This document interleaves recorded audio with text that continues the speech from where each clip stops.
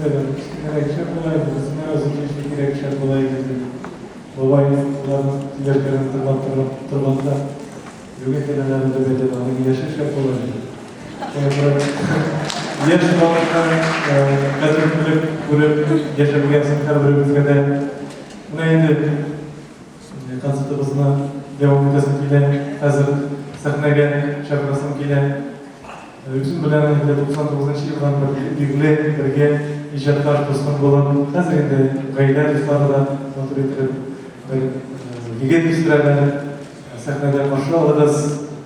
Yirge Gayni Muhammed'e var.